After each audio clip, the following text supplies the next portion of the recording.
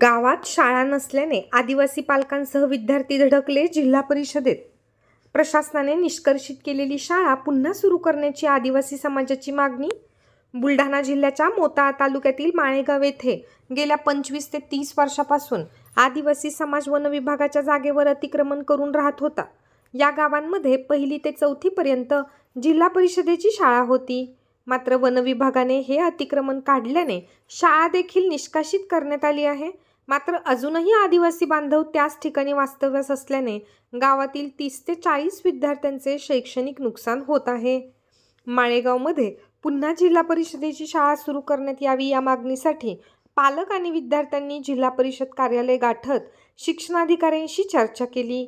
यामध्ये सकारात्मक निर्णय घेण्याचं आश्वासन प्रशासनाकडून देण्यात आलं आहे। तर काही दिवसात शाळा पुन्हा सुरू न झाल्यास तीव्र स्वरूपाच्या आंदोलनाचा इशारा यावेळी देण्यात आला आहे।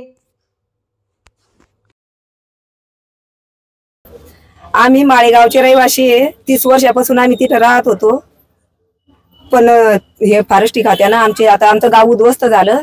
तर आमचं गाव मोडलं, आमची शाळा मोडली लेकरायची। तर आमचे लेकर आता घरी बसले, शाळेत जाऊन नाही राहिले। आणि दुसऱ्या शाळेत जायचं म्हणलं दुसरीकडे मोयगाव इकडे तिकडे म्हणलं तर ते लांब आहे। रस्त्यानं वाहन येते जाते, बारीक लेकर नदी पूर येतो, जायची भानगड होती। म्हणून आमचं म्हणणं असं आहे की आमच्या माळेगावातच आमची शाळा द्याव। आमच्या तिथं अंगणवाडी होती, 1 ते 4 वर्ग होता पहिले। 30 वर्षापासून आम्ही तिथं राहत होतो। आता काय मागणी? आता आमची मागणी की आमच्या गावात आमच्या लेकर बाळ अशी इकडे तिकडे फिरू राहिले तर आम्हाला शाळा द्याव। येतोली वस्ती शाळा होती, ती फॉरेस्टवाल्यांनी उद्ध्वस्त केली, गाव उद्ध्वस्त केलं आणि आमचे लेकरं जे आहेत ते वन भटकून राहिलेत सध्याच्या घडीला। आता तिथं म्हणजे शाळाचा पर्याय, तिथून शाळा 2 गावामध्ये आहेत, पण त्या 1.5 किलोमीटरच्या अंतरावर आहेत। तिथं मधात नाले आहेत, पूर येतो आणि त्या नाल्यातून पार होण्याकरता लेकरायला म्हणजे तकलीफ एखादं व्हायला तर पंचायत होईल। काही दिवसापूर्वी मोताळा तालुक्यातील मौजे माळेगाव येथील वन विभागाने जी शाळा निष्कासित केलेली होती, तिथलच्या आदिवासींना बेघर केलेलं होतं।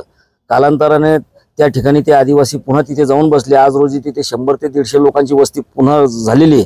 परंतु त्याच टायमामध्ये जे शिक्षण विभागाने तिथलची शाळा निष्कासित केलेली होती, आज तिथलचे जवळपास 30 ते 35 मुलं मुली तिथं शिक्षण घेत होते। आज ते नाल्या वड्यानं इकडे तिकडे फिरून राहिले आणि ते शिक्षणापासून वंचित राहू राहिले। या बाबत आम्ही यापूर्वी देखील DFO असतील, जिल्हाधिकारी साहेब असतील किंवा शिक्षण विभाग, जिल्हा परिषद असेल यांना वेळोवेळी आम्ही निवेदन दिलं, परंतु त्याच्यावर कोणत्याही प्रकारची अशी ठोस कारवाई होत नसल्याने आज मुलामुलींचे आदिवासींचे ते सर्वचे सर्व माळेगावमधले मुलं मुली या ठिकाणी त्यांच्या आईवडिलांसोबत इथं आले होते। आज आम्ही शिक्षणाधिकारी साहेबांना भेटलो, त्यांच्यासोबत संवाद साधला, चर्चा केली आणि त्यांनी आम्हाला आश्वासन दिलं की बुवा एकतर आम्ही तुम्हाला वाहन भत्ता देतो, मुलांचं शिक्षणाचं नुकसान होऊ देणार नाही, आणि दुसरं असं की आम्ही DFO आणि जिल्हाधिकारी साहेबांना पत्र देतो की त्या गावामध्ये शाळा पूर्ववत सुरू करण्याची तुम्ही देखील परवानगी द्यावी।